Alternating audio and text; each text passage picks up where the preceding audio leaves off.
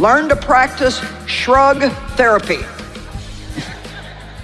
We're all gonna learn today how to do shrug therapy. My son bought me a new coffee pot, and it pretty much does everything for you, except put the pot under where the coffee's coming out. It doesn't do that. And it doesn't put the filter. Now there's a filter that you can just leave in there all the time, but I don't like that one. So if you're gonna use paper filters, you gotta put it in. But I mean, it grinds the coffee, it does everything. So I recently made a pot of coffee, but somehow or another I didn't get the pot all the way under. And I left the room and went somewhere else, and it's a big pot. So needless to say, when I came back, I had this. And no, I didn't have time that morning to mess with it. I looked at it, I can honestly tell you that I did not feel one thing. I just went. That is shrug therapy. Amen? Now, I cleaned it up. I didn't like it, but I've wasted enough of my life getting in a full-on fit. Does anybody know what a full-on female fit is? All right. I mean, getting in a full-on fit over something that I couldn't do anything about. Don't try to control things that are out of your control. My daughter says a lot, it is what it is. And usually when she says it, she'll go like this. Hey, this is gonna help you. Come on, let's practice. You guys look cute. Oh well. Dave does it a different way. He says, I'm not impressed. He always says, if you're not impressed, you can't get oppressed. But see, even when he says that, there's a body language. I'm not impressed. It's shrug therapy. It's like, yeah, I'm not taking that on. Now, that doesn't mean that you don't care. But what it means is that you're casting your care. And guess what? God cannot and will not take care of us until we cast our care. Cast all of your care, all of your concerns upon me once and for all, for I care about you. The second thing that you can practice is staying in your comfort zone. 5 ways to de-stress. Practice shrug therapy. Number 2, stay in your comfort zone. Now that doesn't mean that we never do anything difficult, but it does mean that we recognize our limits and we respect them. In other words, stop trying to do stuff that you're lousy at. Amen? You just don't know what a mess we would have if I went home and tried to make a piece of clothes or bake some real fancy dessert, you know? I got this itch on me a couple of years ago, and I thought, okay, I'm gonna do some regular stuff. I get like that sometimes if I've just like done too many meetings or something in a row, you know, it's like, and see, even that, it's like, it's not even good for me to just be in a spiritual zone all the time. I need to be in a normal zone too. And so when I get like that, if I get really tired and I just overdosed on spirituality, then sometimes I want to get domestic, which is a joke because I'm not like, that's just like not kind of like my thing. And so I got cookbooks, and I went out and I bought, you don't even want to know how much money I spent on spices. I mean, I got every kind of spice that you could possibly imagine. And my daughter's like, what are you going to do with that?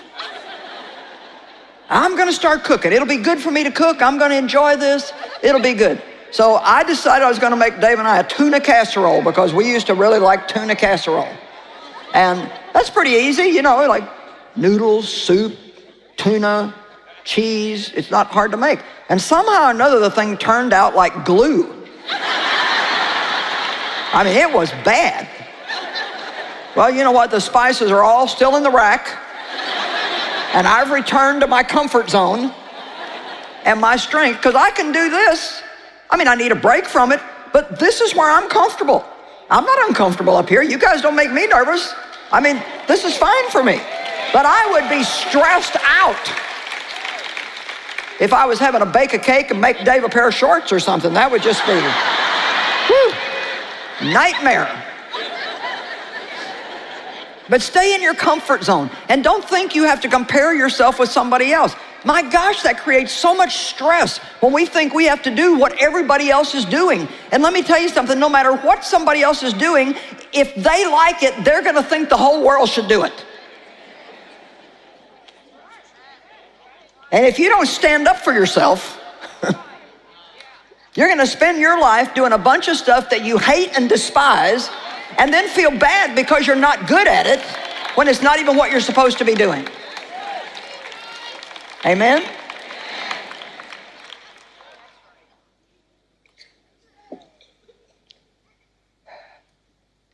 Number 3, eliminate everything from your schedule that's not bearing good fruit. That'll take another half an hour of time for you to spend with yourself. Eliminate everything from your schedule that's not bearing good fruit. Are you sitting on a committee that does nothing but argue and never makes a decision? Lord have mercy. I remember a church committee I was on one time. And they would argue and discuss what color to repaint the front door. Boring. How much time do you spend gossiping or listening to gossip?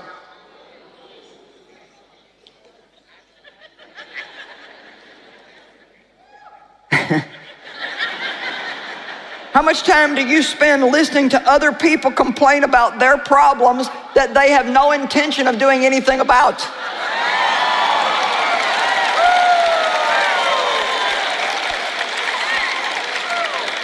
They don't want your help. They don't want an answer. If you gave them an answer, they still wouldn't do it. How much time do you spend watching really stupid stuff on TV? Or maybe just flipping through the channels for 2 hours and never watching anything. Now, you know, I know some of you probably really like reality TV, but I don't like it. I have enough of reality, thank you. When I watch television, I want some fantasy.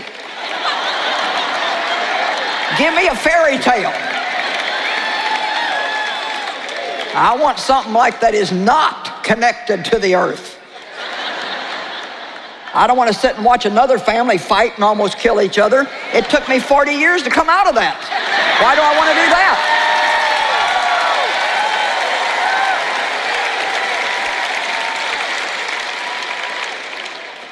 Number 4, I'm just turn to the person next to you and tell them you're not going to like number 4.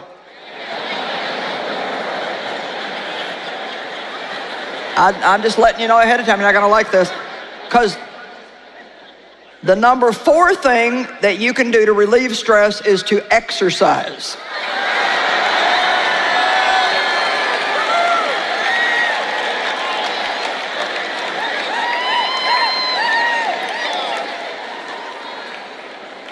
Exercise is one of the best stress relievers in the whole world. Now listen, we have these little things called endorphins in our body. And they're the feel-good hormones. And they are increased when we exercise. Endorphins make us feel happy, and we worry less. Exercise improves your sleep, and that counteracts stress. If you exercise hard enough to sweat, it removes toxic poisons from your system. It can lower blood pressure, your resting heart rate, and cholesterol, and it improves your mood.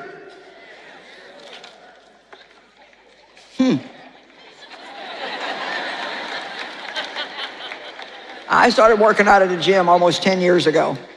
Now I work out at home. We've got a trainer, and 5 of us work out at home. 2 of our kids, Dave, me, one of my daughter-in-laws.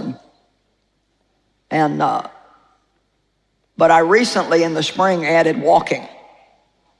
And so I now walk 4 miles every day in addition to the working out. Now listen, my cholesterol is the lowest that it's been in probably 15 years. And I'm just telling you the truth. And I'm not trying to push off on you what I do, but, well, yeah, I am. So I mean, truthfully, I am, you know. But honestly, I'm just going to tell you, just look at me and I'm going to tell you something. I cannot believe the energy that I have gotten from walking. I mean, it just shocks me the amount of energy that I have gotten from walking. And it's not easy. I'm doing hills and it's not easy to do, but I love it. And I'm just telling you, do what you want to with it. I'm your teacher, so I'm going to tell you what I believe is going to help you. And there is a lot of stress in the world today. And we've got more coming at us than any other time in history. Just all the little devices that we have to carry around with us. You know, we don't even want to go to the toilet without our phone. Come on, if any of you went back and got your phone and taken it to the toilet with you in case you missed a call? Well, I have too, so. And the world.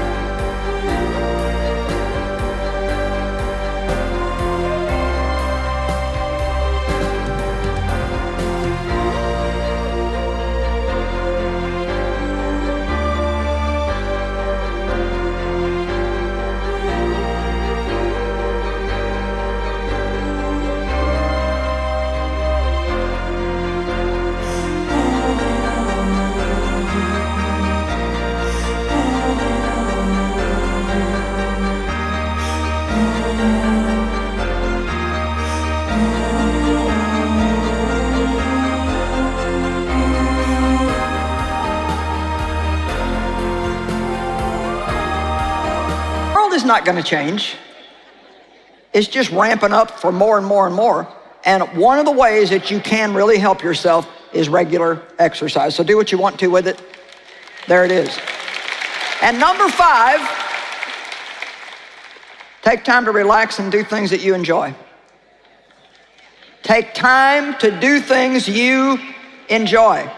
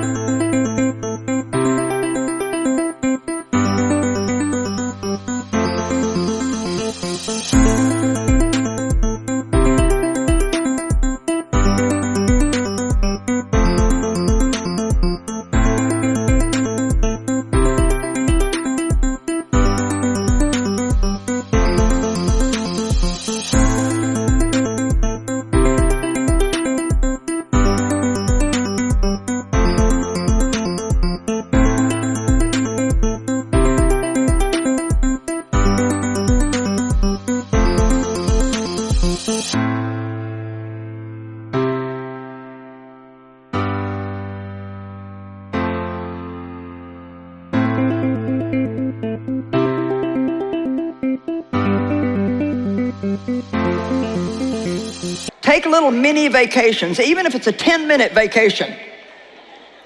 Take a little vacation. If you enjoy a cup of coffee in the afternoon, then take time to sit down, get away from everything, go somewhere where it's quiet, have a cup of coffee. If you enjoy getting a pedicure, then schedule where you can get one once a month. Just get away from everybody and go get one. Come on, you're worth $30 or $35 or whatever it is to do that. Look at things that are beautiful. Get out in nature and take the time to look at something pretty. Breathe and actually relax on purpose.